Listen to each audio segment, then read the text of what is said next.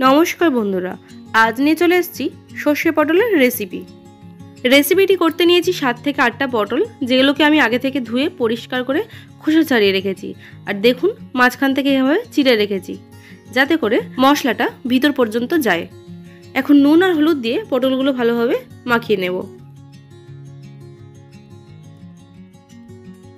এখন রেসিপিটার জন্য 2 চামচ সর্ষে ও 2টো কাঁচা লঙ্কা আর সামান্য পরিমাণ জল দিয়ে এটাকে আমি পেস্ট করে নেব।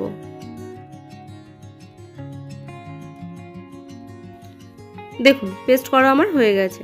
রেসিপিটার জন্য একটা বড় সাইজের টমেটোকে পেস্ট করে রেখেছি ও একটা বড় সাইজের পেঁয়াজকে আমি কুচিয়ে রেখেছি। এখন কড়া গরম করে দিয়ে দিলাম পরিমাণ মতো সর্ষের তেল। তেল গরম হয়ে যাওয়ার পর একে একে পটলগুলো এর মধ্যে দিয়ে দেব।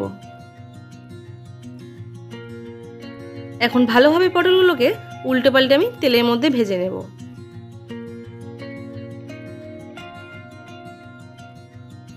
পটলগুলো আগে থেকে ভালোভাবে ভেজে নিলে পটলের স্বাদ ও গন্ধ দুটোই খুব ভালো আসে। দেখুন বন্ধুরা, পটলগুলো ভালোভাবে ভাজা হয়ে গেছে আর গায়ের কালারও চেঞ্জ হয়ে গেছে। এবার আমি এগুলোকে তুলে নেব। এখন সেই একই তেলের মধ্যে দিয়ে দিচ্ছি 1/2 টিস্পুন কালো জিরে। জিরেটা থেকে একটা সুন্দর ফ্লেভার বেরোলে এর মধ্যে দিয়ে দেবো কুচিয়ে রাখা পেঁয়াজটাও ভালোভাবে ভেজে নিচ্ছি। আর এরই মধ্যে দিয়ে দিচ্ছি পরিমাণ মতো নুন, যাতে করে পেঁয়াজগুলো ভালোভাবে গলে যায়। পেঁয়াজটা একটু ভাজা ভাজা হয়ে যাওয়ার পর এর মধ্যে দিয়ে দিলাম টমেটোর পেস্ট। এখন সমস্ত কিছুকে ভালোভাবে কষিয়ে নেব। মশলাটা একটু কষানো হয়ে গেলে এর মধ্যে দিয়ে দেবো 1/3 টিস্পুন হলুদের গুঁড়ো আর লঙ্কার গুঁড়ো। আবারও কিছুক্ষণ কষিয়ে নেব।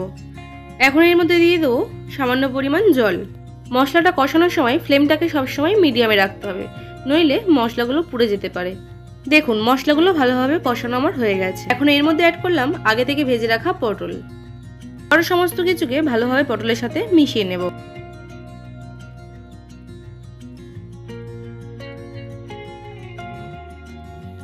এখন সবশেষে অ্যাড করছি আগে থেকে পেস্ট করে রাখা সর্ষে ও কাঁচা লঙ্কা।